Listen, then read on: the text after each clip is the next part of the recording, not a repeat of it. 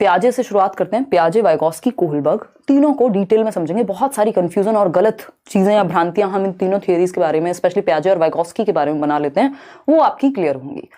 चलिए स्टार्ट करते हैं और समझते हैं। आप लोग आ जाइए, ये शेयर जरूर कर दीजिएगा सेशन, क्योंकि ये कल होना था तो ऐसा हो सकता है कि नोटिफिकेशन ना जाए इसकी। ठीक, स्टार्ट करते हैं आज की कहानी। प्याजे, वाइगॉस्की और कोहलबर्ग। अच्छा, इसमें एक चीज ध्यान रखनी है, हमने डेवलपमेंट के समय पे एक वर्ड पढ़ा है कॉग्निटिव डेवलपमेंट, यानी संज्ञानात्मक विकास। दोनों ने थियरी जो है वो संज्ञानात्मक विकास की ही दी है, चाहे वो प्याजे हो चाहे वो वाइगॉस्की हो। कोहलबर्ग की नैतिक विकास की थियरी है, वो डिफरेंट हो जाएगा आपका मॉरलिटी। ठीक है, वो सोशल डेवलपमेंट से जुड़ा हुआ है। ये दोनों कॉग्निटिव यानी हमारे संज्ञानात्मक विकास से जुड़े हुए हैं। संज्ञानात्मक विकास क्या है? हमारा बौद्धिक विकास, हमारी बुद्धि का विकास, हमारी मेंटल स्किल्स यानी मानसिक क्षमताओं का विकास, हमारा सोचना, समझना, तर्क करना, पूछना, मतलब जितनी भी चीजें दिमाग से होती हैं, thinking, reasoning, problem solving, decision making, attention, memory, perception, जो भी काम आप दिमाग से कर सकते हैं वो सब जो है संज्ञान के अंदर आता है, जिसके बारे में प्याजे ने एक थियरी दी है और जिसके बारे में वाइगॉस्की ने एक थियरी दी है। प्याजे की अगर हम बात करें तो इन्होंने स्टेजेस और एलिमेंट्स पे बात की है, वाइगॉस्की ने कोई भी स्टेजेस नहीं दी हैं। इसीलिए इनको कहा जाता है कि वाइगॉस्की क्या कहते हैं, विकास को कॉन्टिन्यूअस यानी सतत मानते हैं। सीटेट में पहली बार पूछा गया, हालांकि हम ये पहले से ही डिस्कस करते थे। तो वाइगॉस्की क्या है? कॉन्टिन्यूअस मानते हैं वाइगॉस्की डेवलपमेंट को, प्याजे डिसकॉन्टिन्यूअस मानते हैं। ये सबसे पहली बात हुई। ठीक, प्याजे की थियरी का नाम ही प्याजे's कॉग्निटिव डेवलपमेंट है, यानी प्याजे का संज्ञानात्मक विकास का सिद्धांत। एक नंबर में क्वेश्चन ऐसे भी पूछ लिया जाता है। और जो वाइगॉस्की की थियरी का नाम है वो संज्ञानात्मक विकास नहीं है, बट इन्होंने बात संज्ञानात्मक विकास की ही की है। इनकी थियरी का नाम है सोशियो कल्चरल अप्रोच, सामाजिक सांस्कृतिक सिद्धांत या परिप्रेक्ष्य। लेकिन आपको याद रखना है कि थियरी किसकी है? संज्ञानात्मक विकास की ही है। स्टार्ट करते हैं प्याजे से। और प्याजे जो हैं बहुत फेमस हैं आप लोगों के बीच, है ना। कई लोगों ने तो पेजेस बनाए हुए हैं, कमेंट्स में कई लोग कमेंट करते हैं प्याजे चचा स्विट्जरलैंड वाले। तो ये स्विस मनोवैज्ञानिक थे। मनोवैज्ञानिक क्या, ये साइकोलॉजिस्ट भी थे, बायोलॉजिस्ट भी थे। इन्होंने इंटेलिजेंस पे भी काम किया, एल्फ्रेड बिने और थियोडोर साइमन जैसे लोगों के साथ। बहुत डिफरेंट कॉन्टेक्स्ट में इन्होंने काम किया। अपने आप में एक प्रोडिजी जिसको हम बोलते हैं, बहुत ही कम उम्र में पीएचडी यूएचडी पेपर इन्होंने पब्लिश किए। तो खतरनाक इंसान हम कह सकते हैं। अब तो ऐसे लोग खैर मर के भी नहीं मरते हैं, मतलब जीवित ही मानेंगे। चलिए स्टार्ट करते हैं। संज्ञानात्मक विकास प्याजे, मतलब 15-16 साल में इनके पेपर और दुनिया भर की चीजें पब्लिश हो गई थी। प्याजे's कॉग्निटिव डेवलपमेंट या प्याजे's कॉग्निटिव डेवलपमेंट थियरी, प्याजे का संज्ञानात्मक विकास का सिद्धांत। ठीक है बात, कोई दिक्कत नहीं है। कोई कह रहा है अगर आपके सिर्फ नोट्स ही पढ़ रहे हैं तो 110 आ जाए, अभी तो और भी नोट्स और बाकी हैं, तो सोचो क्या होने वाला है। अभी धीरे धीरे चीजें बढ़िया बनेंगी, देखिएगा बहुत ही बढ़िया, बिल्कुल सुकून से चलेंगे। क्योंकि मैं इनडेप्थ इसीलिए लेकर के चल रही हूँ क्योंकि अभी पेपर कॉन्सेप्चुअल है। आप 10 चीजें एक बार पढ़ें, इससे ज्यादा जरूरी है कि आप एक चीज कम से कम भी 10 बार रिवाइज करें। प्याजे's कॉग्निटिव डेवलपमेंट, संज्ञानात्मक विकास का सिद्धांत प्याजे के द्वारा दिया गया। संज्ञान का मतलब सिंपल है, थिंकिंग, रीजनिंग, जितनी भी चीजें दिमाग से होती हैं। कॉन्सेप्चुअल डेवलपमेंट, आपके संप्रत्ययों का विकास। संप्रत्यय कहां? हाथों में बन रहे हैं। अगर मैं आपसे पूछूं कि भाई कर्णम मलेश्वरी के बारे में बताइए, तो ये एक तरह का कॉन्सेप्ट है जो आपके दिमाग में है, आपके स्कीमा में होगा, कहीं ना कहीं आपके ऑर्गेनाइज्ड फॉर्मेट में होगा, ब्रेन के एग्जिस्टिंग नॉलेज में कहीं पे रखा हुआ होगा। तो कॉन्सेप्ट कहां बनेगा? हाथों में नहीं, दिमाग में। ठीक, तो कॉन्सेप्ट का डेवलपमेंट भी, संप्रत्ययों का निर्माण कॉग्निटिव डेवलपमेंट के अंदर ही आता है। लैंग्वेज भी कॉग्निटिव डेवलपमेंट के अंदर ही आती है। दूसरे शब्दों में एक बार क्वेश्चन पूछा जा चुका है, इंटेलेक्चुअल डेवलपमेंट की 4 स्टेजेस किसने दी हैं, यानी बौद्धिक विकास के 4 चरण किसके द्वारा दिए गए हैं? सिंपल आंसर है प्याजे के द्वारा। क्लियर है बात, कोई दिक्कत परेशानी? प्याजे क्या थे? एक स्विस साइकोलॉजिस्ट थे, बहुत ज्यादा महत्वपूर्ण नहीं है बट आपको पता होना चाहिए कि भैया एक स्विट्जरलैंड के मनोवैज्ञानिक थे। और इनको जेनेटिक एपिस्टेमोलॉजिस्ट भी कहा जाता है, यानी एक एपिस्टेमोलॉजी होती है फिलॉसफी की एक ब्रांच कि नॉलेज कैसे बनती है, उस पे वो ज्ञान मीमांसा कहते हैं जिसको हम। तो इन्होंने कहा जेनेटिक्स के थ्रू हम नॉलेज या ब्रेन को डेवलप कर रहे हैं कहीं ना कहीं, यानी हेरिडिटी को बहुत ज्यादा महत्व दिया है ना। हेरिडिटी मतलब हमारी बायोलॉजी, हमारी जैविकता, हमारी आनुवांशिकता के जो जीन्स हैं एक जनरेशन से दूसरी जनरेशन में जो ट्रांसफर हो रहे हैं, वो हमारे संज्ञान के विकास या हमारे विकास में बहुत ही अहम भूमिका निभाते हैं। जबकि वाइगॉस्की ने आपके जेनेटिक्स को या हेरिडिटी को उतना महत्वपूर्ण, बायोलॉजी को एक तरह से इग्नोर कर दिया गया। ये उनका एक क्रिटिसिज्म भी है। ठीक है, चीजें कनेक्ट करते हुए पढ़ना है, अदरवाइज तो आप रट्टे लगाते रह जाएंगे और रट्टे से पेपर में बहुत मुश्किल से क्वेश्चन सॉल्व हो पाएंगे। ठीक है, समझते हैं। अगर हम बात करें कि बच्चों को क्या कहा इन्होंने, लिटिल साइंटिस्ट कहा, यानी नन्हे वैज्ञानिक हैं बच्चे। वैज्ञानिक क्या करते हैं, बहुत क्यूरियस होते हैं हर चीज को लेकर के, जो भी चीजें उनके एनवायरमेंट में हो रही होती हैं, जिस भी प्रॉब्लम को वो सॉल्व कर रहे होते हैं, बहुत जिज्ञासु होते हैं, क्वेश्चनिंग माइंडसेट होता है, इंक्वायरी करते हैं, एक्सप्लोरर्स होते हैं, है ना, डोरा द एक्सप्लोरर नहीं, नॉर्मल एक्सप्लोरर होते हैं, जो अन्वेषण करें, है ना, जो खोज करें, डिस्कवरी करें आसपास, ठीक। तो एक्सप्लोर करते हैं बच्चे, क्या है, नन्हे वैज्ञानिक हैं, यानी छोटे वैज्ञानिक हैं। उनको आप बॉटल दे दो, उसको भी तोड़ फोड़ के, मुझे याद है बचपन में एक पेन मिला था, एक कहानी शायद मैंने डिटेल में सुनाई हुई है आपको कभी, तो पेन मिला था, तो मैंने वो वैसे टिक टैक वाला पेन था और बड़ा अच्छा पेन था वो, पहली बार अच्छा सुंदर सा पेन मैंने लिया था उस तरह का। और कुछ देर बाद मैंने उसको रेत वेत में और इधर उधर खोल खाल के पता नहीं उसका क्या बन गया था, वो चल नहीं पाया था, मुझे दुख हुआ था, लेकिन मेरी डिस्कवरी उस समय पे हो गई होगी। मैं एक लिटिल साइंटिस्ट थी, आप सभी भी रहे होंगे बचपन में, छोटी सी बात है जिसको आप याद रख सकते हैं। तो उन्होंने कहा नन्हे वैज्ञानिक हैं, लिटिल साइंटिस्ट हैं। इसका मतलब क्या हुआ, एक्टिव कंस्ट्रक्टर्स ऑफ नॉलेज हैं, एक्टिव एक्सप्लोरर्स हैं एनवायरमेंट के, सक्रिय निर्माता हैं, यानी वो सक्रिय हैं ना कि निष्क्रिय। पैसिव वर्ड एकदम नेगेटिव है। जो भी बात बच्चे को सेंटर में रख के करेंगे, जैसे कि प्याजे हैं, बच्चे को सेंटर में रखते हैं, कहीं ना कहीं उसकी एक्टिविटीज को सेंटर में रखते हैं, तो पैसिविटी तो दूर दूर तक नहीं रहेगी। बहुत ही ज्यादा नेगेटिव वर्ड है पूरे एग्जाम के लिए आपके। तो निष्क्रिय तो हो नहीं सकते बच्चे, के बस बैठे हुए हैं और टीचर कुछ कुछ सुना रहे हैं और नींद आ गई, एक नींद ले ली, खाना खा लिया, लंच कर लिया, साथ में बैठे बैठे क्लास में सब कुछ कर लिया, बस पढ़ नहीं रहे हैं। ऐसा नहीं है, बच्चे क्या है, सक्रिय हैं, वो एक्टिवली इन्वॉल्व हैं क्लासरूम में या दुनिया में। तो वो ज्ञान के सक्रिय निर्माता हैं, वो अपने ज्ञान का निर्माण एक्टिविटी करके कर रहे हैं दुनिया में। इतनी बात क्लियर है हमें। ये छोटी छोटी बातें हैं। एक्टिव कंस्ट्रक्टर्स हो गए, बिल्डर्स ऑफ नॉलेज उनको कहा, ज्ञान के सक्रिय निर्माता। इंग्लिश में, हिंदी में कई शब्द इसको लेकर के हैं, ठीक। छोटी सी बात है, कोई बहुत बड़ी बात नहीं है। मैं फिर से रिपीट करूंगी एक बार, कोई जल्दी नहीं है। प्याजे को अगर अच्छे से समझ लिया, वाइगॉस्की भी अच्छे से समझ में आ जाएंगे, कोहलबर्ग तो अपने आप में अलग चीज हो जाती है। तो प्याजे ने, वैसे तो इन्होंने मॉरल डेवलपमेंट पे भी काम किया था, बट वो थियरी कंप्लीट नहीं थी, तो जनरली पूछी नहीं जाती बहुत बार। तो कॉग्निटिव डेवलपमेंट यानी संज्ञानात्मक विकास, इसी को इंटेलेक्चुअल डेवलपमेंट कह रहे हैं। एक्टिव एक्सप्लोरर्स हैं एनवायरमेंट के, एक्टिव बिल्डर्स ऑफ नॉलेज हैं, लिटिल साइंटिस्ट हैं, ये सब बातें हम मान रहे हैं। और प्याजे क्या है, एक रेडिकल कंस्ट्रक्टिविस्ट हैं, रचनावादी हैं। तभी तो वो कह रहे हैं ना, बच्चा रचना करके सीखेगा। तो रचना करके कौन कहेगा सीखेगा, जो कंस्ट्रक्टिविज्म में, रचनावाद में विश्वास रखता होगा, है ना। प्याजे क्या है, रेडिकल कंस्ट्रक्टिविस्ट हैं। और वाइगॉस्की क्या है, वो सोशियो कंस्ट्रक्टिविस्ट हैं, वो समाज के द्वारा कंस्ट्रक्शन की बात करते हैं। ये बच्चे की इंडिपेंडेंट एक्टिविटीज के द्वारा, उसकी स्वतंत्र क्रियाओं के द्वारा ज्ञान के सृजन की बात करते हैं। ये डिफरेंस है मेन प्याजे और वाइगॉस्की में। अगर हम कहें तो प्याजे एक कंस्ट्रक्टिविस्ट हैं। 2 मिनट देकर के इसको समझेंगे। एक क्वेश्चन यहां से भी सीधा सीधा आता है, कंस्ट्रक्टिविज्म क्या है। अभी जब आप सीटेट कर लेंगे या कर चुके हैं जितने भी लोग, तो कंस्ट्रक्टिविज्म या स्कूल्स ऑफ साइकोलॉजी एक चैप्टर है। अगर आपने मेरी नोट्स की बुक भी देखी है, अभी आउट ऑफ स्टॉक है, आ जाएगी 1-2 दिन में। तो कंस्ट्रक्टिविज्म आपने अगर देखा है, तो हमने देखा है स्कूल्स ऑफ साइकोलॉजी हैं, यानी मनोविज्ञान के बहुत सारे संप्रदाय हैं कि भाई एक स्ट्रक्चरलिज्म हुआ, फिर उसके बाद और तरह तरह की चीजें आई, बिहेवियरिज्म हुआ, व्यवहारवाद। सबकी अपनी विचारधाराएं हैं। हर व्यक्ति होता है जैसे, उसकी अपनी एक विचारधारा होगी, है ना। जैसे पॉलिटिकल पार्टीज के लोग बढ़ जाते हैं कि हम फलाने विंग से हैं, हम ढिकाने विंग से हैं, है ना। ये क्या हुआ, इसी तरह से अलग अलग स्कूल्स ऑफ थॉट हैं जो अलग अलग विचारधाराओं में विश्वास रखते हैं। उसी तरह से एक स्कूल है कंस्ट्रक्टिविज्म यानी रचनावाद, जो ये मानता है कि ज्ञान का जो निर्माण है, नॉलेज का जो कंस्ट्रक्शन है, वो रचना उसकी हो सकती है, उसको हम कंस्ट्रक्ट कर सकते हैं एक्टिविटी करके। ये एक मेन थॉट है कंस्ट्रक्टिविज्म का।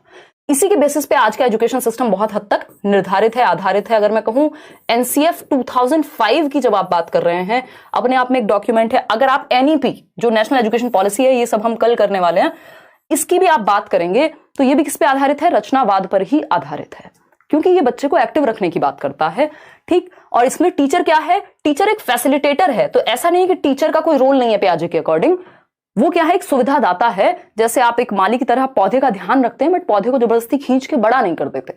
तो आप माहौल बनाने वाले व्यक्ति हैं, जहां जरूरत हो वहां बच्चे के लिए आप अवेलेबल हैं, फैसिलिटेटर एंड सुविधा दाता हैं। ये हम एनसीएफ में और डिटेल में जानेंगे। तो इस कंस्ट्रक्टिविज्म में भी अलग अलग थॉट के लोग हैं।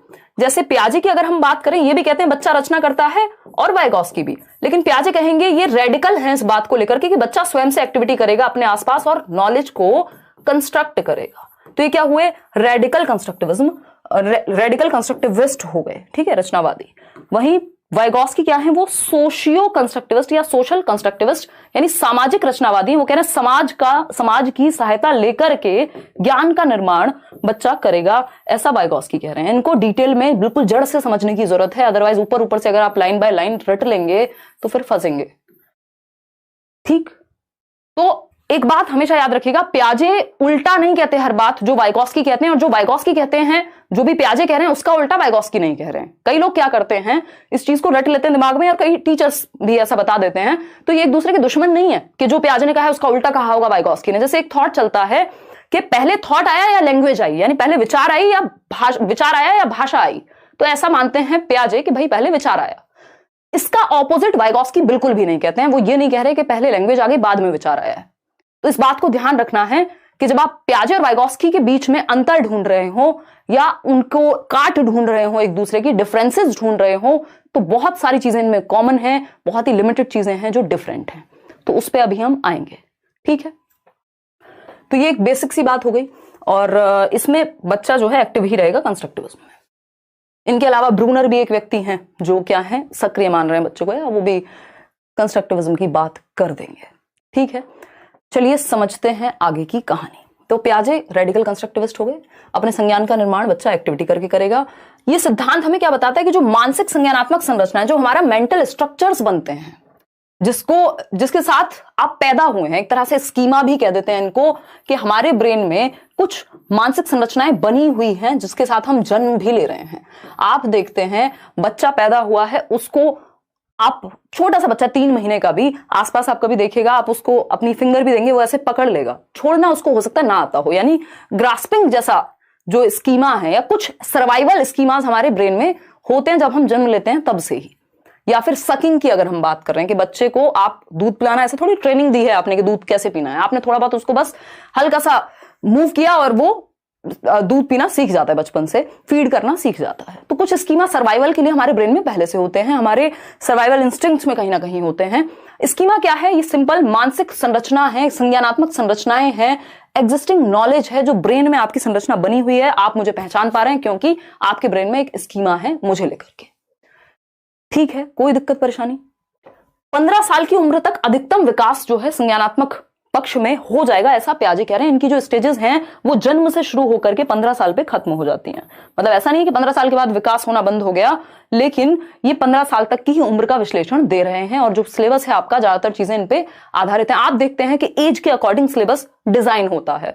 ऐसा तो नहीं है कि 7th क्लास का बच्चा है तो आपको पता होता है कि यार इस उम्र का बच्चा होगा, कहीं 14 साल के आसपास, 12 साल के आसपास, 13 साल के आसपास का बच्चा होगा, तो उसकी जो मेंटल एबिलिटीज होंगी उसके हिसाब से आपको एनसीईआरटीज में भी एग्जांपल्स मिलते हैं, उसकी एज को ध्यान में रख करके बनाई जा रही हैं किताबें। तो एज को ये महत्वपूर्ण मानते हैं, हेरिडिटी को ये महत्वपूर्ण मानते हैं, ठीक। और 15 साल तक मैक्सिमम डेवलपमेंट यहां पे हो जाएगा। अब क्योंकि इन्होंने स्टेजेस में तोड़ दिया है विकास को, इसीलिए कि भाई 4 स्टेजेस मान लीजिए दी हैं, 4 स्टेजेस इन्होंने दी हैं, तो पहली स्टेज में इतना विकास, ये क्षमताएं आ गई, उससे ऊपर थोड़ा और हुआ, फिर और हुआ, और मैक्सिमम डेवलपमेंट आपका 15 साल तक हो गया संज्ञान का। उसके बाद तो आप डेवलप करते रहेंगे। इसीलिए इन्होंने विकास को अनिरंतर यानी डिसकॉन्टिन्यूअस बताया है। जो व्यक्ति स्टेजेस की बात करेगा, जो व्यक्ति चरणों में बांट करके विकास की बात करेगा, वो कहीं ना कहीं डिसकॉन्टिन्यूअस तो मान ही रहा होगा। जनरली हम क्या पढ़ते हैं, development is a continuous process, यानी सतत प्रक्रिया है। लेकिन जब हम बात प्याजे की कर रहे हैं, क्योंकि ये सब्जेक्ट जो है आपका मनोविज्ञान है या बाल विकास है, ये मैथ्स नहीं है कि 2+2 हमेशा 4 ही होगा, है ना। तो ये डिसकॉन्टिन्यूअस कैसे होगा? कॉन्टिन्यूअस भी है डेवलपमेंट, डिसकॉन्टिन्यूअस भी है। ज्यादातर जो लोग हैं वो ये मानेंगे कि विकास एक कॉन्टिन्यूअस प्रक्रिया है, लेकिन जब हम प्याजे की बात कर रहे हैं तो इन्होंने डिसकॉन्टिन्यूअस माना। क्यों? क्योंकि स्टेजेस में तोड़ तोड़ के बात कर रहे हैं कि इस स्टेज में इतना, फिर इसमें इतना, फिर इसमें इतना, यानी असतत है जो विकास की प्रक्रिया है प्याजे के अनुसार। इसका उल्टा है, वाइगॉस्की कहते हैं कॉन्टिन्यूअस है, क्योंकि उन्होंने किसी एज या स्टेज की बात नहीं की है, ठीक। कलेक्टिव मोनोलॉग नाम की एक चीज है, 3 से 5 वर्ष में आती है, प्री ऑपरेशनल स्टेज। अभी आप आगे पढ़ेंगे, इस पे क्वेश्चन इस बार पूछा हुआ है। सामूहिक एकालाप, यानी सारे बच्चे आपस में बैठे हुए हैं और सब कुछ बातें कर रहे हैं, कोई किसी से बात नहीं कर रहा, बट सब बोल रहे हैं एक साथ। जैसे पूरा स्कूल मान लीजिए 2 एकम 2, 2 दूनी 4 गा रहा हो, तो वो कलेक्टिव मोनोलॉग है, कोई किसी से बात नहीं कर रहा लेकिन आवाज सबकी आ रही है। प्याजे की अगर हम बात करें, इन्होंने 4 स्टेजेस दी ही है। उससे पहले इन्होंने 4 एलिमेंट्स दिए हैं, जिसको कई लोग मिस कर जाते हैं, उस चक्कर में फिर ये थियरी कंप्लीट समझ में नहीं आ पाती। ठीक, 4 एलिमेंट्स दिए हैं इन्होंने डेवलपमेंट के। ये 4 स्टेजेस या 4 चरण नहीं है, ये 4 तत्व हैं जिनको महत्वपूर्ण माना पियाजे ने। क्या है ये तत्व हैं जो संज्ञानात्मक विकास में महत्वपूर्ण भूमिका निभाते हैं। MESE ये एक निमोनिक है, शॉर्टकट्स हैं जो हमने छोटी छोटी ट्रिक्स लगभग हर एक थियरी के लिए बनाई हुई हैं। तो ये MESE की जब हम बात कर रहे हैं, यानी ये क्या है, 4 तत्व हैं। फर्स्ट M, जिसका मतलब है मैचुरेशन यानी परिपक्वता।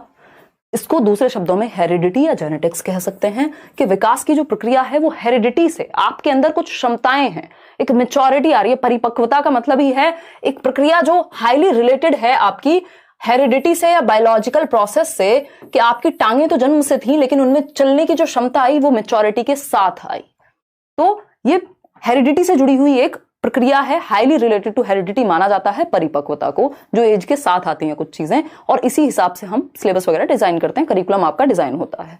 तो ये पियाजे कह रहे हैं कि परिपक्वता यानी हेरिडिटी या जेनेटिकल जो फैक्टर्स हैं, मैचुरेशन है, वो बहुत महत्वपूर्ण है बच्चे को सिखाने में। आप एक 7 साल के बच्चे को 17 साल की उम्र की चीजें अगर सिखाएंगे तो ऐसा हो सकता है कि वो ना सीख पाए। ठीक। E फॉर एक्सपीरियंस, आप साइकिल चलाने के लिए भी पहले देखते हैं ना कि बच्चे के वो पैर हाथ उतने परिपक्व हुए हैं कि नहीं हुए। इसी तरह से ब्रेन भी आपका टाइम के साथ परिपक्व होता है। E फॉर एक्सपीरियंस यानी अनुभव, आपको जो दुनिया में अनुभव मिलेगा वो भी आपके संज्ञान को, आपकी बुद्धि को बेहतर बनाने में सहायक होगा। इस अनुभव का दूसरा नाम एक्टिविटी है। कई बार पेपर में एक्टिविटी लिख देगा, कई बार पेपर में आपका एक्सपीरियंस लिख देगा।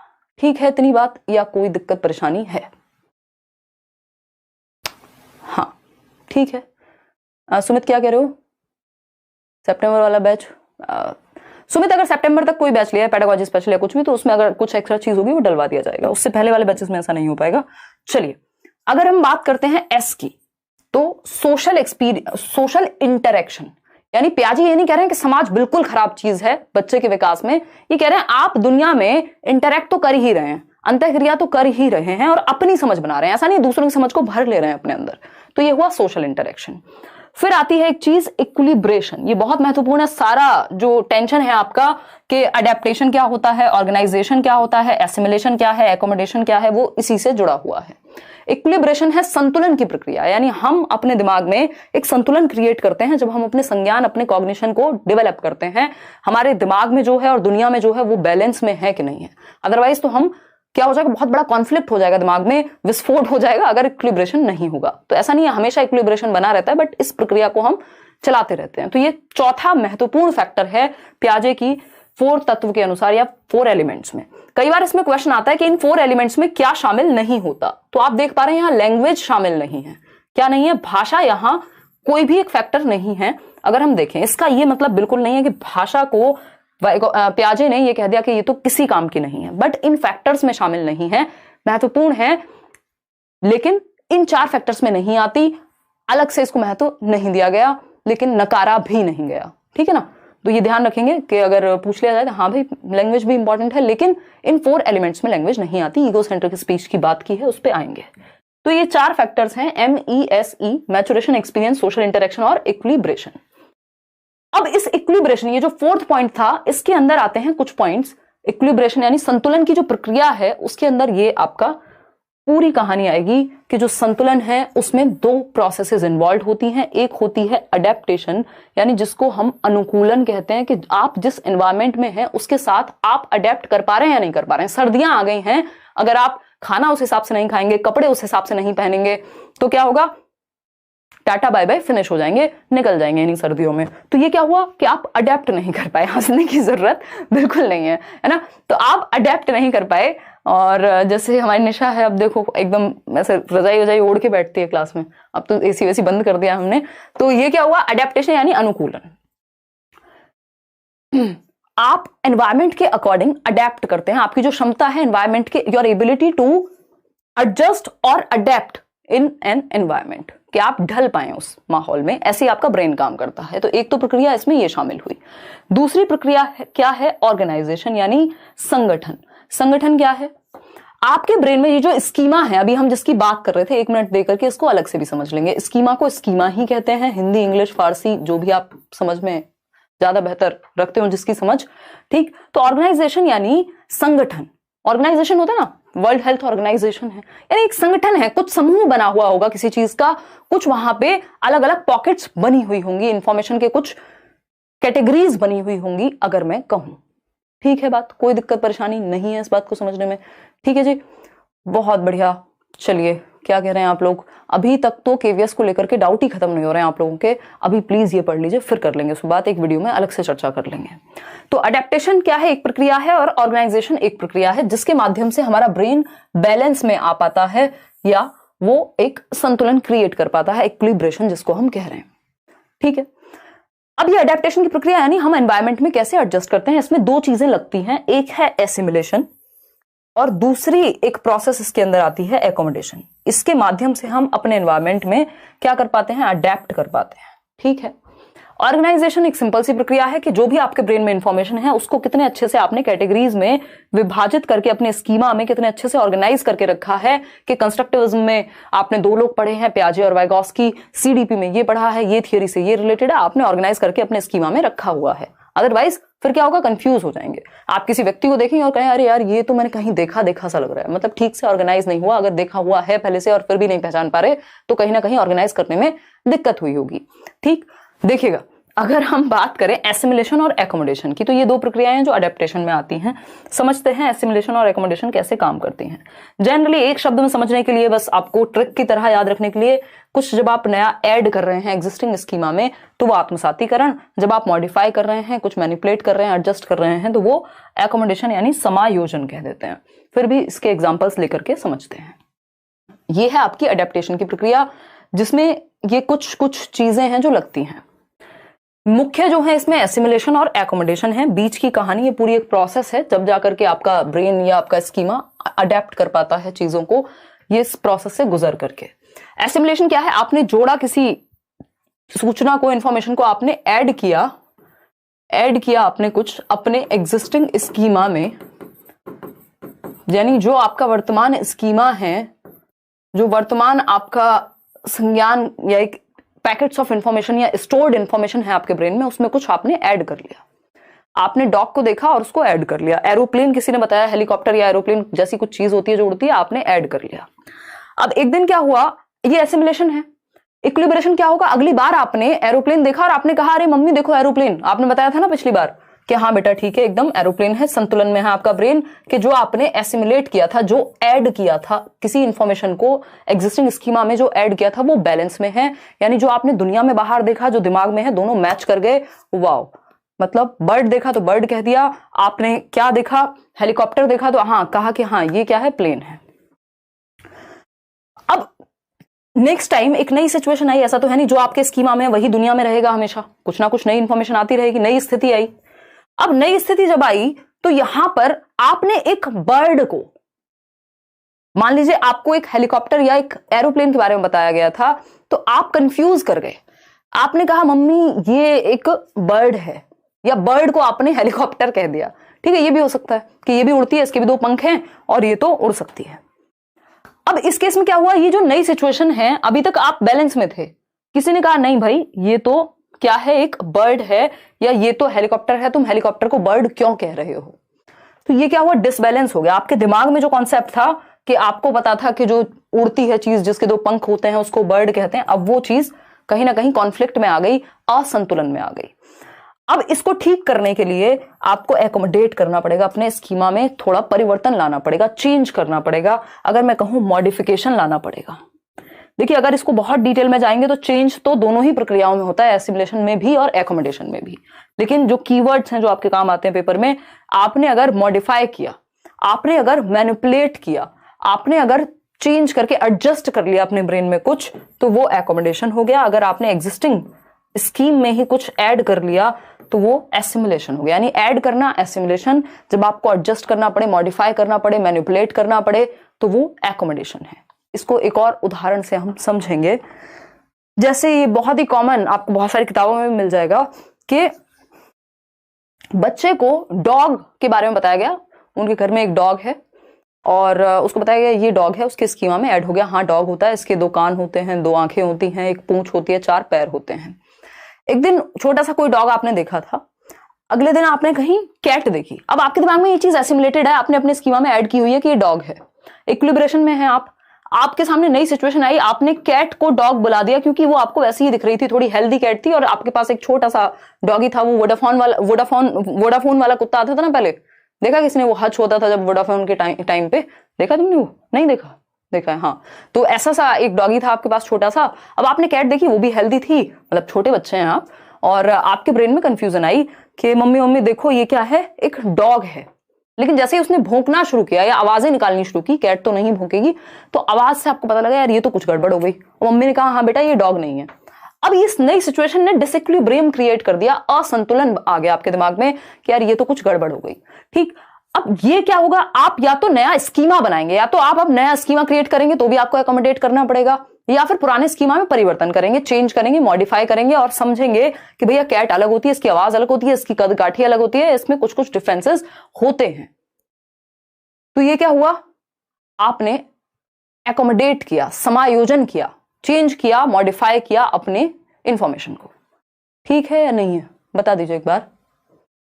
बहुत बढ़िया, नींद आ रही थी बट चॉकलेट खाया, ऐसा कह रही हैं सुहाना सेशन देखने के लिए। हाँ, हमारा सेशन थोड़ा सा लेट होता है, ठीक, और ऐप पे भी ये सेशंस चल रहे हैं, तो आप लोग जितने यहाँ हैं उतनी संख्या उधर भी होती है, देखिएगा। बहुत बढ़िया, एक्स्ट्रा कमेंट्स में नहीं ले रही हूं, अगर इससे रिलेटेड कोई भी डाउट है तो आप बता सकते हैं, अगर एक लाइन में इसको समझेंगे तो ऐसे भी आप समझ सकते हैं। नोट्स में सब कुछ दिया हुआ है, एक रीडिंग भी कर लेंगे ना तो काम बन जाएगा, एक बार रीड भी कर लेंगे तो काम बन जाएगा, ठीक है ना।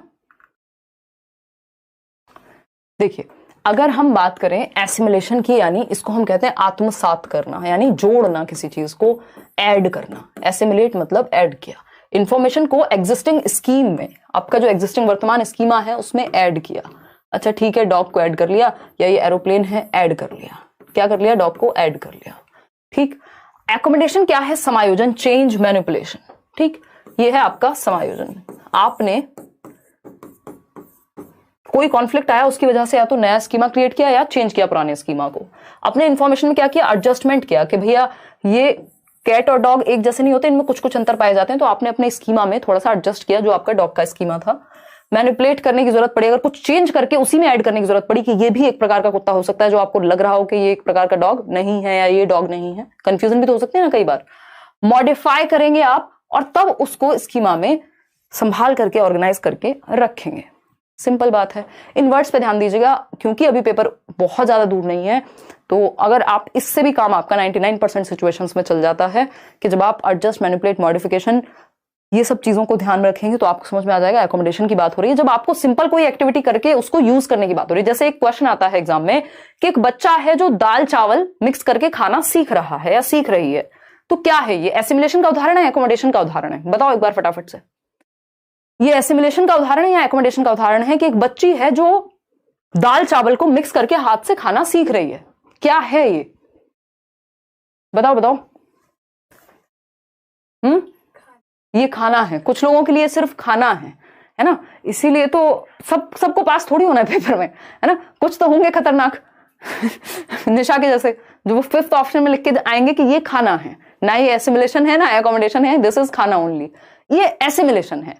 ठीक है जी, खैर मजाक से हटके ये क्या हुआ, एसिमिलेशन हुआ कि आपने अपने एग्जिस्टिंग स्कीमा में कुछ ऐड कर लिया कि भैया दाल और चावल को मिक्स करके ऐसे खाते हैं, ये क्या हुआ, ऐड कर लिया। ठीक है, एसिमिलेट कर लिया। ऐसा तो कुछ नहीं किया कि जिसमें पुराने स्कीमा में आपको पहले दाल चावल हाथ से ही खाना पता था, अब आपको किसी ने चॉपस्टिक से खिलाना सिखा दिया, तो वो एकोमोडेट करना हो जाता, उसमें आप थोड़ा सा चेंज ले आते कि भाई इस चीज को हाथ से खा ही नहीं सकते। ठीक है ना, तो ये एसिमिलेशन है। तो जब तक चेंज की या बदलाव की या फिर एडजस्ट करने की या मॉडिफाई करने की, मैनिपुलेट करने की जरूरत ना पड़े, तब तक हम एसिमिलेशन से काम चलाते हैं। सिंपल ऐड किया है तो आप कहेंगे एसिमिलेशन, अगर चेंज हुआ है, कुछ मॉडिफिकेशन हुआ है तो एकोमोडेशन। सिंपल 2 लाइन में भी इसको ऐसे समझ सकते हैं। अब आती है पियाजे की वर्ल्ड फेमस 4 स्टेजेस, है ना। नहीं इतना दुखी होने की, अच्छा तुम ये कमेंट पढ़ के हंस रही हो, हाँ, तो ये सब बातें थोड़ा सा लाइट माहौल करने के लिए होती हैं, है ना। किसी को तो बलि का बकरा बनना ही पड़ता है, स्केप गोट, आप लोगों को हंसाने के लिए। खैर छोड़िए। कौन है ये व्यक्ति जो आपस में ही लड़ रहे हैं? हाँ देखिएगा, नाम तो देखो इनके खतरनाक यूजर नेम। देखिएगा, अगर हम बात करें पियाजे के अनुसार कॉग्निटिव डेवलपमेंट की 4 स्टेजेस हैं, SPCF, अगेन एक छोटा सा निमोनिक, SPCF यानी sensory motor, P for pre operational, C for concrete operational, F for formal operational. English में ही याद रखिएगा, अवॉइड कीजिएगा यहाँ पे हिंदी को, क्योंकि एक एक स्टेज के कई कई नाम होते हैं। साइकोलॉजी में, पेडागोजी में, चाइल्ड डेवलपमेंट में ये प्रॉब्लम रहती है, इसीलिए मेजरली हम इंग्लिश में पढ़ने की कोशिश करते हैं। सेंसरी मोटर स्टेज, इसको गत्यात्मक अवस्था भी कहते हैं, संवेदी परक भी कहते हैं, और भी इसके 70 तरीके के नाम हैं। ये जन्म से 2 वर्ष की अवस्था है, पहली स्टेज पियाजे के अकॉर्डिंग। 1 नंबर का क्वेश्चन सीधा पूछ लिया जाता है कि ये वाली स्टेज किस एज से शुरू होती है या क्या कहानी है। लाइक शेयर करना भूलना नहीं है साथ साथ। फिर आती है दूसरी स्टेज प्री ऑपरेशनल, क्योंकि पी है ना सेकंड नंबर पे, 2 से 7 वर्ष।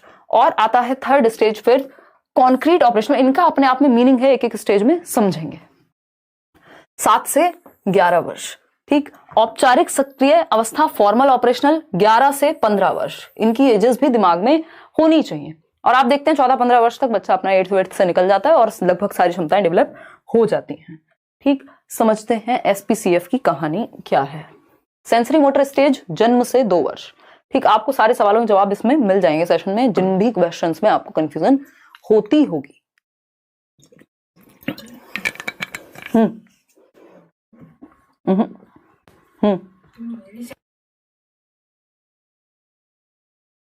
कोई बात नहीं, वो उनको पसंद है। कुछ ना मिले तो एक शादी का टॉपिक उठा लेते हैं कमेंट्स में और इसी से खेलते रहते हैं कुछ लोग, है ना। इनका या तो पेपर क्लियर हो चुका है या इनको करने की इच्छा बची नहीं है। देखिएगा, कुछ लोग ही हैं ऐसे। देखिए, अगर हम बात करें सेंसरी मोटर स्टेज की, यहां हम प्याजे पढ़ रहे हैं, बच्चे का विकास पढ़ रहे हैं। कुछ लोग बस शादी पे ही हटके पड़े हैं। मान लिया यार शादी का मौसम है तो ऐसे करोगे, हैं मौसम है। 0 to 2 years सेंसरी मोटर, जिसका एक नाम है गत्यात्मक अवस्था। सेंसरी प्लस मोटर, ये सारी स्टेजेस 2 वर्ड से मिलकर के बनी है। सेंसरी प्लस मोटर, सेंसरी मतलब आपके 5 सेंसेस, आपका टच, फील, सीइंग, ये जो भी हमारे आंखें हैं, जीभ है, हैंड्स हैं, टच है, तो ये सब हमारे 5 सेंसेस हैं, बचपन से हम पढ़ते आ रहे हैं। तो ये क्या है, सेंसेस प्लस मोटर एक्टिविटीज, यानी हमारे 5 सेंसेस जो हमारे ब्रेन तक इंफॉर्मेशन पहुंचा रहे हैं, एक परसेप्शन क्रिएट कर रहे हैं, और मोटर एक्टिविटीज यानी फिजिकल एक्टिविटी, चलना फिरना, दौड़ना, भागना, ये सब। इसलिए सेंसरी प्लस मोटर एक्टिविटी हो गया। इंद्रिय गामक भी इसको हम कह रहे हैं, गत्यात्मक भी कह रहे हैं, संवेदी पेशीय भी कह रहे हैं, क्योंकि हमारी जो संवेदना है या जो भी हमारे सेंसेस हैं वो हमें बता रहे हैं क्या कहानी है। जन्म से 2 वर्ष, जिसको इन्फेंसी भी कई लोग कह देते हैं, ठीक है। ये बहुत बड़ा इसका एक क्वेश्चन आता है। वस्तु स्थायित्व की हर एक स्टेज की अपनी कुछ विशेषताएं हैं, जिसकी बात प्याजे करते हैं और पेपर में सीधा टू द पॉइंट आता है। मैं क्वेश्चन अलग से कराऊंगी, जो भी जसमुद्दीन पूछ रहे हैं ना, जैसे मैं क्वेश्चन अलग से कराऊंगी, क्योंकि वहां वो लैंग्वेज से खेल जाएगा आपकी। प्याजे, वाइगॉस्की, कोहलबर्ग का एक सेशन क्वेश्चंस का भी होगा, डोंट वरी। बहुत सारे क्वेश्चंस हैं, भर भर के क्वेश्चंस हैं अलग अलग सिचुएशन के, ठीक है।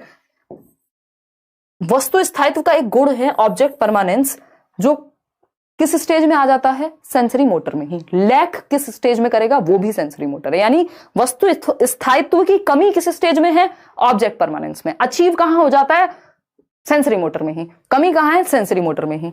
तो शुरुआत में जैसे 8 से 11 महीने के पहले पहले तो ऑब्जेक्ट परमानेंस नहीं आई होती। ऑब्जेक्ट परमानेंस क्या है, पहले तो ये समझते हैं। वस्तु का स्थायी होना दिमाग में, यानी उसकी मेमोरी उतनी डेवलप नहीं हो पाई कि दिमाग में वस्तु को स्थापित कर सके या स्थायी कर सके। जैसे ये पेन है या कोई खिलौना है जिससे बच्चा खेल रहा हो, उसको आप कहीं छिपा दीजिए बेडशीट के नीचे, वो कई बार भूल जाता है क्योंकि उसके सामने नहीं है चीजें। लेकिन जैसे जैसे वो बड़ा होगा 8 महीने के बाद जाते जाते जाते जाते, और ये चीज प्री ऑपरेशनल तक भी चलती है, ऐसा नहीं खत्म हो जाती है। बट जो गुण है ये अपने आप में सेंसरी मोटर का है। तो out of sight out of mind, इसका मतलब क्या हुआ, यानी नजर किस से दूर, मतलब दिमाग से भी दूर। बच्चा अगर किसी खिलौने से खेल रहा था, आप ले गए, 2 मिनट के लिए ही मुश्किल से रोएगा, नहीं तो भूल जाएगा।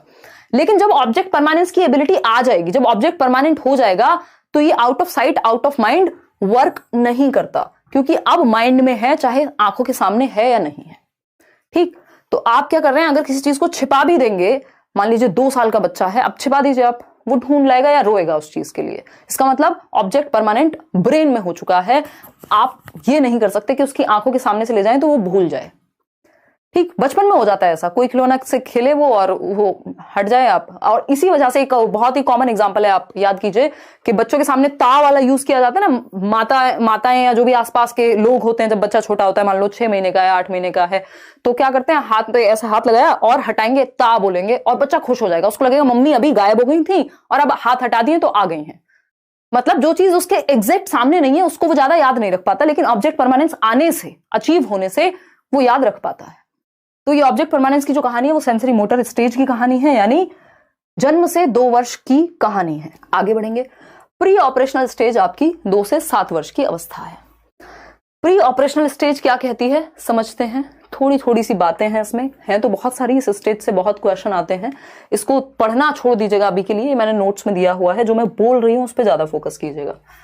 प्री ऑपरेशनल यानी पूर्व संक्रियात्मक, प्री प्लस ऑपरेशनल। ऑपरेशनल का मतलब यहां लॉजिक से है ना, ऑपरेशन का मतलब यहां एक्टिविटी करने से नहीं है, दौड़ भाग करने से नहीं है, लॉजिक से है, तर्क से पहले की अवस्था प्री ऑपरेशनल, पूर्व संक्रियात्मक। संक्रिया का मतलब क्या हुआ, यहां तर्क से हुआ कि अभी तर्क से पहले की स्टेज है, अभी तर्क आया नहीं है, अभी आएगा, यानी लॉजिक प्रॉपर आया नहीं है।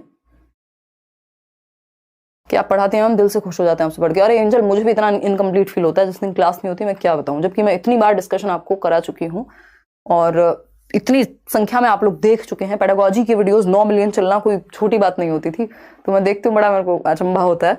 देखिएगा, अगर हम बात करें तो लॉजिक यानी तर्क, प्री ऑपरेशनल 2 से 7 वर्ष, तर्क से पहले की अवस्था। ऑपरेशन मतलब लॉजिक से पहले की स्टेज, अभी लॉजिक नहीं आया, ठीक। 2 से 7 वर्ष है इसकी एज। पूर्व संक्रियात्मक हिंदी में कह रहे हैं। लैक्स लॉजिक यानी तर्क शक्ति में कमी, लॉजिक में कमी। लैक्स रिवर्सिबिलिटी, सब कुछ लैक ही करता रहता है बेचारा बच्चा। यहां एक चीज होती है, वो होता है सेंट्रेशन का गुण, उस पर अभी आएंगे।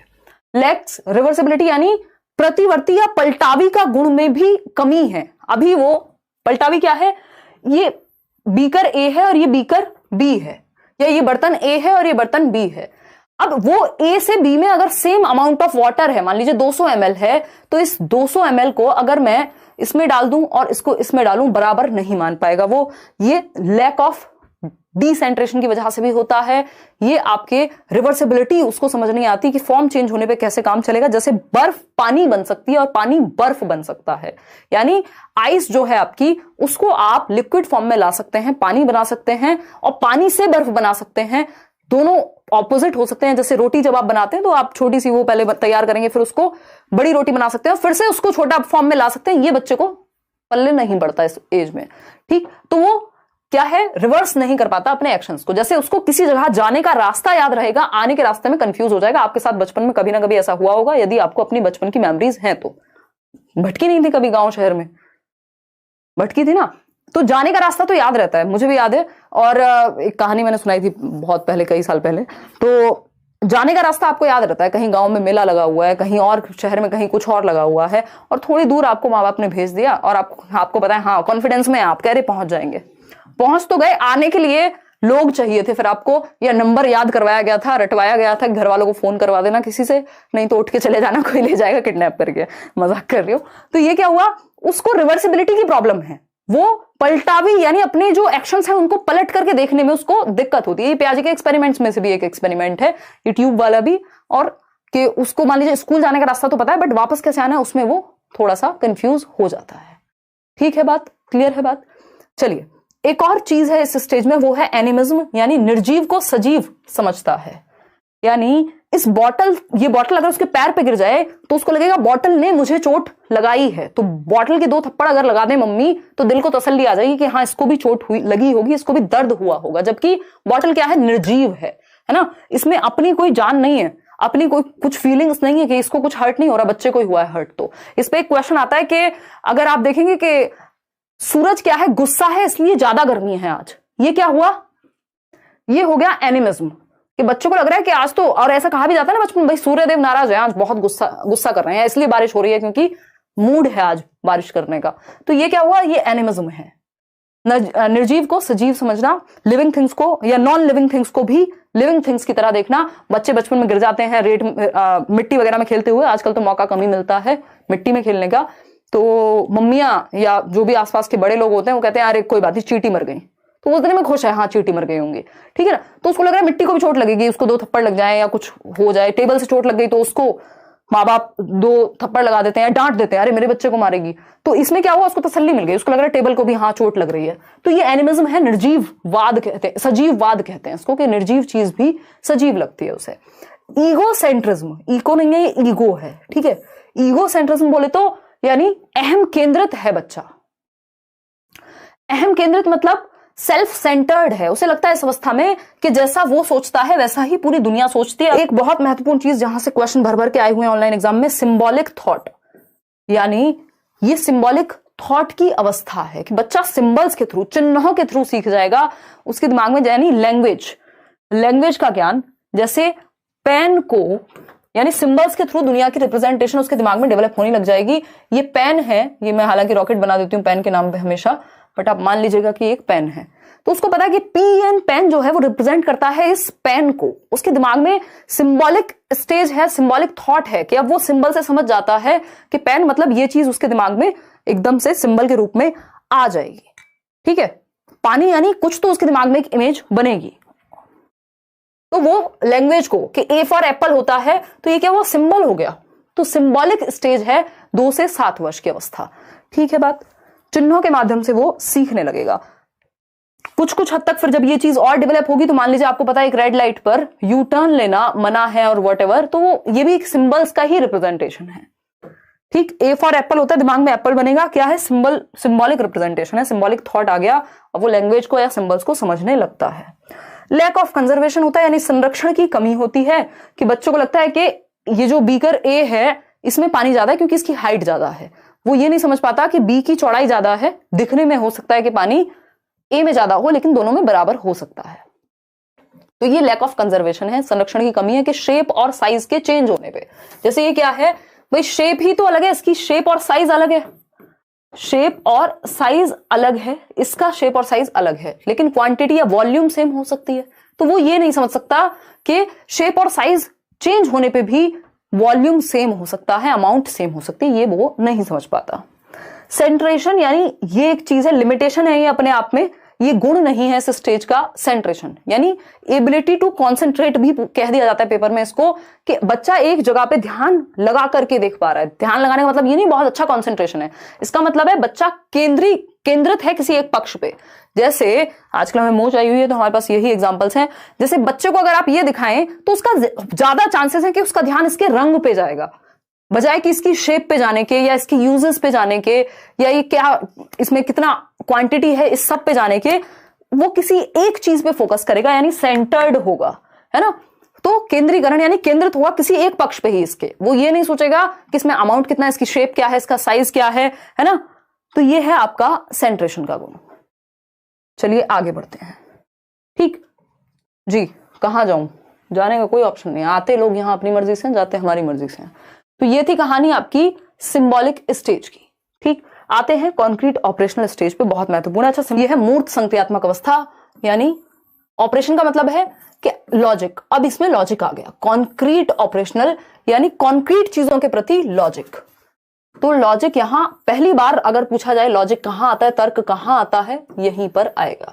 लेकिन कैसा तर्क है, इंडक्टिव थॉट है ना, आगमनात्मक चिंतन है, जिसमें आप उदाहरण से नियम की ओर जाते हैं, एग्जाम्पल टू रूल जाते हैं। एग्जाम्पल टू क्या जाते हैं, रूल जाते हैं, ठीक है। आपको बताया गया कि कोई एक पेड़ है, उसके बारे में बताया गया, अच्छा ये हरे रंग की होती है इसकी पत्ती, फिर आपको और 4 पत्तियां दिखाई गई और फिर कहा गया सारे पेड़ हरे रंग के होते हैं। क्या हुआ, उदाहरण से संज्ञा के 4 उदाहरण दिए गए, बाद में परिभाषा बताई गई। ये क्या हुआ, इंडक्टिव रीजनिंग। तो यहां पे लॉजिक तो आ जाएगा, लेकिन कॉन्क्रीट चीजों के प्रति, यानी मूर्त चीजें। मूर्त क्या है, जिसको आप टच और फील कर पाए, जिसको आप देख पाए। जैसे ये बॉटल मूर्त हो सकती है, ये पेन मूर्त है, मैं भी आपके लिए मूर्त हो सकती हूँ, जिसको आप देख पा रहे हैं, टच कर पाएंगे, फील कर पाएंगे, ठीक है। ये सब क्या हुआ, ये सब मूर्त चीजें हैं, ठीक। लेकिन अगर आपको कहा जाए कि लव, ऑनेस्टी, वैल्यूज, इनको टच फील करोगे, ये डायरेक्ट सामने नहीं है, बट इनको इमेजिन किया जा सकता है। तो वो चीजें जिनको टच और फील किया जा सकता है, डायरेक्टली छुआ जा सकता है, देखा जा सकता है, वो कॉन्क्रीट है। और ये दोनों वर्ड याद रखिएगा, कॉन्क्रीट यानी मूर्त चीजें, जिनको आप डायरेक्टली सामने देख सकते हैं। एब्स्ट्रैक्ट है, जिनके बारे में सोचा जा सकता है या हद से हद फील कर सकते हो। एब्स्ट्रैक्ट यानी अमूर्त, जो चीजें सामने नहीं भी है। मान लीजिए, जैसे बोला जाता है ना कि मान लिया कोई चीज आपको नहीं पता, जैसे आईक्यू का आपको नहीं पता कि आईक्यू क्या है, बट आपके पास मेंटल एज दी हुई है 12 साल, क्रोनोलॉजिकल एज दी हुई है 10 साल, गुणा कर लिया आपने 100 से, और यहां पे आपने मान लिया कि आईक्यू एक्स है। या अगर मान लेते हैं IQ दिया हुआ था पहले से और मेंटल एज को आपने X मान लिया, तो ये एब्स्ट्रैक्ट चीज है, ये बहुत 2 साल के बच्चे को नहीं सिखा सकते आप, क्योंकि ये मूर्त चिंतन नहीं है, ये अमूर्त चिंतन है। इसमें आप हल्का सा एब्स्ट्रैक्ट थॉट लगाएंगे, हालांकि इसमें भी अमूर्तता हम कम दिखा रहे हैं, मूर्तता ही ज्यादा है X मानने में भी। एब्स्ट्रैक्ट क्या हो सकता है, कोई आप फिजिक्स का कोई चीज पे सोच रहे हैं, कोई ऐसे मुद्दे पे सोच रहे हैं जिसपे अभी तक कोई पहले से कंक्लूजन नहीं है। तो अमूर्त जो कल्पना में है या जिनको आप डायरेक्टली सामने नहीं देखते, जिनके लिए हाइपोथेसिस यानी परिकल्पना करनी पड़ेगी। परिकल्पना, इमेजिनेशन और हाइपोथेसिस में अंतर है। इमेजिनेशन क्या होती है, सिंपली आप कुछ भी ख्वाब पका लीजिए अपने, और हाइपोथेसिस क्या है, परिकल्पना जिसका कुछ लॉजिक होगा, कुछ आधार होगा जिसका। तो कॉन्क्रीट ऑपरेशनल यानी मूर्त चीजों के प्रति लॉजिक सबसे पहले आएगा, इंडक्टिव रीजनिंग आएगी सबसे पहले, आगमनात्मक तर्क। कॉन्क्रीट यानी मूर्त चीजों के प्रति लॉजिक। वस्तुओं का वर्गीकरण यानी क्लासिफिकेशन, 3 चीजें आ जाती हैं, इसकी एक ट्रिक भी है, CCS से याद रखना है, CCS चौधरी चरण सिंह यूनिवर्सिटी नहीं, C फॉर कंजर्वेशन यानी संरक्षण की क्षमता आ जाती है बच्चे में, यानी अब आप उसको छोटे बर्तन में पानी दे दो, बड़े में दे दो, उसको पता है कि यार कोई दिक्कत नहीं। अभी एक क्वेश्चन आया था कि एक बच्ची है, एक बड़ी सी चॉकलेट है, उसमें से उसकी बहन को कुछ पीसेस दिए गए हैं और कुछ उसको, दोनों बराबर हैं, लेकिन ऐसा होता है ना कई बार कि जब आप छोटे होते हैं तो आपको चिल्लर से बहुत प्यार होता है। आप अक्षरधाम जाते थे पहले, अभी भी पता नहीं वहां पे मशीन है कि नहीं, 10 रुपए का नोट डाल करके एक एक के सिक्के आ जाएंगे। अब वो 10 सिक्के ज्यादा अच्छे लगते हैं एक नोट से। आज अभी कोशिश तो ये रहती है मेरे पास भी, जैसे चिल्लर इकट्ठे हो जाए तो मैं कोशिश करती हूँ उससे नोट मिल जाए, कौन वजन लेके घूमेगा, फर्क तो पड़ नहीं रहा कुछ। तो ये क्या हुआ, संरक्षण की जब तक कमी होगी तो हमें लगता है शेप और साइज के बदलाव से कुछ फर्क पड़ रहा है, जबकि ऐसा नहीं होता। वॉल्यूम पे कोई फर्क नहीं पड़ता, क्वांटिटी पे कोई फर्क नहीं पड़ता, चाहे बर्तन में पानी ऐसा साइज हो चाहे ऐसा साइज हो, अमाउंट सेम रहती है। यदि पानी 200 ml है तो वो 200 ml रहेगा, यानी शेप और साइज के चेंज होने से क्वांटिटी चेंज नहीं होती। यही समझ या वॉल्यूम चेंज नहीं होता, यही समझ कंजर्वेशन है, संरक्षण है, कि बच्चों को अब समझ आ गया है कि वॉल्यूम सेम रहेगी, शेप और साइज बेशक आप चेंज कर लो। ठीक, वस्तुओं का संरक्षण यानी अचीव्स कंजर्वेशन, या फिर हम कह सकते हैं कलेक्शन ऑफ थिंग्स, चीजें इकट्ठा भी करता है इसी स्टेज में। रिवर्सिबिलिटी की अगर हम बात कर रहे हैं, यानी अब उसको पता है कि बर्फ को पानी बनाया जा सकता है, पानी को बर्फ बनाया जा सकता है, कोई बड़ी प्रॉब्लम नहीं है। अब वो पलटावी का गुण उसके अंदर आ गया है। चीजों को असेंडिंग डिसेंडिंग ऑर्डर में लगाना, यानी बढ़ते और घटते क्रम में लगाना। कई बच्चे प्री ऑपरेशनल स्टेज में भी ऐसा कर पाते हैं कि असेंडिंग डिसेंडिंग में लगा पाते हैं। इस बात पर पियाजे का क्रिटिसिज्म भी है, इस बार भी पेपर में पूछा हुआ है कि उन्होंने प्री ऑपरेशनल स्टेज के बच्चों की जो क्षमताएं हैं उनको कम आंका है ना। जबकि ऐसा बहुत बार होता है कि यदि एक डिपेंड करेगा ना किस सोशियो कल्चरल एनवायरमेंट से बच्चा आ रहा है। अगर कोई बच्चा जिसके घर में दुकान है तो उसके लिए तो गणित बहुत इजी है, उसको पता है कि वो फटाफट से हिसाब लगा जाएगा। ये घटते बढ़ते क्रम को समझना उसके लिए बहुत बड़ी बात नहीं है। मतलब एक्सपीरियंसेस भी तो मैटर करेंगे कि वो किस सोशियो कल्चरल कॉन्टेक्स्ट में रह रहा है, जबकि इस चीज को पियाजे ने लगभग इग्नोर किया है। फॉर्मल ऑपरेशनल 11 से 15 वर्ष हाईएस्ट स्टेज है। एब्स्ट्रैक्ट थिंकिंग, अमूर्त चिंतन, जब भी कॉन्क्रीट से ऊपर की बात आए तो जहां पे भी एब्स्ट्रैक्ट वर्ड लिखा है समझ जाइएगा 11 साल से पहले कोई एब्स्ट्रैक्ट थिंकिंग नहीं आती। अमूर्त चिंतन, जो चीजें हैं भी नहीं सामने उन पे सोचना, है ना। पापा क्यों परेशान है वो आप मूड से समझ पा रहे हैं, आप चीजें आसपास चल क्या रहा है आप सोच पा रहे हैं, जो चीजें सामने नहीं भी हैं, कोई नहीं भी कह रहा तब भी कुछ चीजें समझ में आ रही हैं। लॉजिक किसके बारे में, अमूर्त चीजों के बारे में। तभी आप मैथ्स पढ़ते हैं, केमिस्ट्री पढ़ते हैं, अलग अलग सब्जेक्ट, साइकोलॉजी, सब में थोड़ी बहुत अमूर्तता की जरूरत होती है, फिलॉसफी। ठीक, तो कॉन्सेप्ट्स को समझना जो अमूर्त हैं, जो सामने नहीं भी हैं। दूसरी एक चीज है हाइपोथेटिको डिडक्टिव रीजनिंग, ये इंपॉर्टेंट है। देखो डिडक्टिव रीजनिंग यानी निगमनात्मक तर्क के रूल से, मान लीजिए आपको कोई रूल दे दिया, उसके हिसाब से उस फॉर्मूला के बेसिस पे आपको क्वेश्चन सॉल्व करने हैं, तो रूल टू एग्जांपल जाना निगमनात्मक तर्क है। रूल टू एग्जांपल जाना क्या है, निगमनात्मक तर्क है। ठीक है, डिडक्टिव रीजनिंग यानी इसी स्टेज में आ जाती है। हाइपोथेटिको का मतलब सिंपल है, ये बहुत कम लोगों में डेवलप हो पाती है। हाइपोथेटिको यानी परिकल्पनात्मक, यानी कुछ डेटा आपके पास है, उसके आधार पे परिकल्पना करके आप सोच रहे हैं। ऐसा नहीं है आंख बंद करके कुछ भी कल्पना कर ले रहे हैं, मैं हवाओं में उड़ रही हूं, है ना, ऐसा नहीं है। कुछ तो डेटा होगा, हवाओं में उड़ रहे हो तो भाई एक स्पेस एक्स बनाना है, कुछ करना है, तो उसके आधार पे कुछ तो डेटा, कुछ तो लॉजिक कहीं तो होगा। तो परिकल्पना जो किसी चीज के आधार पे हो, जैसे मान लीजिए कोई इकोनॉमिस्ट है तो मंदी आने वाली है, ये वो हाइपोथेसिस करके डिडक्टिव लॉजिक लगा करके बता पाएंगे। ऐसा नहीं है सपने में बता देंगे। अगर कोई मार्स पे हम मिशन भेज रहे हैं तो उसमें hypothetical, deductive reasoning, abstract thinking भरपूर लगी होगी। तो ये हाईएस्ट लेवल है एक तरह से तर्क का। अगर हम देखें कि एब्स्ट्रैक्ट थिंकिंग कर पाएगा बच्चा लास्ट स्टेज में फॉर्मल ऑपरेशनल में। अगर सिर्फ पूछा हो लॉजिक कब आता है, आप कहेंगे कॉन्क्रीट ऑपरेशनल। कॉन्क्रीट चीजों के बारे में लॉजिक कब आता है, आप कहेंगे 7 से 11 कॉन्क्रीट ऑपरेशनल। जैसे ही एब्स्ट्रैक्ट चीजों के बारे में लॉजिक पूछा हो, आप समझ जाएंगे बात फॉर्मल ऑपरेशनल की हो रही है। वर्ड एब्स्ट्रैक्ट यूज ही इसी स्टेज के लिए होता है।